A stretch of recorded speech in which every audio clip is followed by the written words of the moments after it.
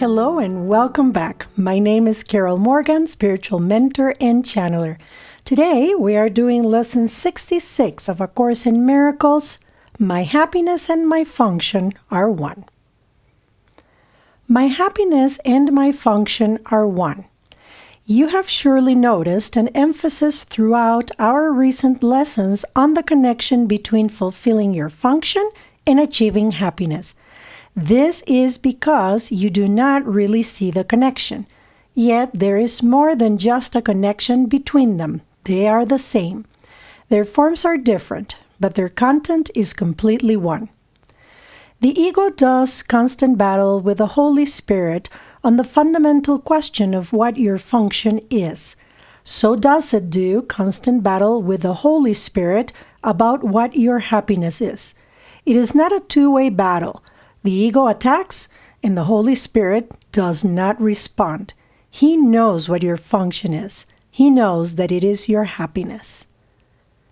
Today we will try to go past this wholly meaningless battle and arrive at the truth about your function. We will not engage in senseless arguments about what it is. We will not become hopelessly involved in defining happiness and determining the means for achieving it. We will not indulge the ego by listening to its attacks on truth. We will merely be glad that we can find out what truth is. Our longer practice period today has its purpose your acceptance of the fact that not only is there a very real connection between the function God gave you and your happiness, but that they are actually identical. God gives you only happiness. Therefore, the function He gave you must be happiness, even if it appears to be different. Today's exercises are an attempt to go beyond these differences in appearance and recognize a common content where it exists in truth. Begin the 10 to 15 minute practice period by reviewing these thoughts. God gives me only happiness. He has given my function to me. Therefore, my function must be happiness. Try to see the logic in this sequence, even if you do not yet accept the conclusion. It is only if the first two thoughts are wrong that the conclusion could be false. Let us then think about the premises for a while as we are practicing. The first premise is that God gives you only happiness. This could be false, of course, but in order to be false, it is necessary to define God as something He is not. Love cannot give evil, and what is not happiness is evil.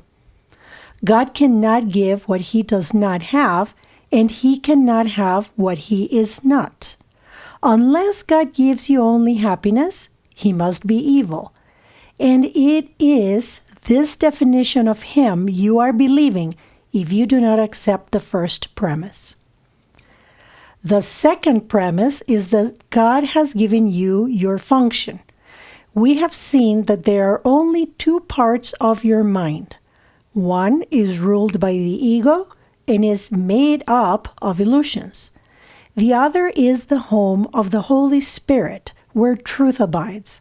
There are no other guides but these to choose between, and no other outcomes possible as a result of your choice but the fear that the ego always engenders, and the love that the Holy Spirit always offers to replace it. Thus, it must be that your function is established by God through His voice, or is made by the ego which you have made to replace Him. Which is true? Unless God gave your function to you, it must be the gift of the ego. Does the ego really have gifts to give, being itself an illusion and offering only the illusion of gifts? Think about this during the longer practice period today. Think also about the many forms the illusion of your function has taken in your mind, and the many ways in which you try to find salvation under the ego's guidance. Did you find it? Were you happy? Did they bring you peace? We need great honesty today. Remember the outcomes fairly, and consider also whether it was ever reasonable to expect happiness from anything the ego ever proposed.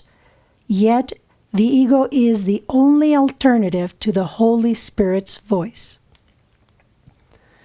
You will listen to madness or hear the truth. Try to make this choice as you think about the premises on which our conclusion rests. We can share in this conclusion, but in no other, for God Himself shares it with us. Today's idea is another giant stride in the perception of the same as the same, and the different as different. On one side stand all illusions, all truth stands on the other. Let us try today to realize that only the truth is true.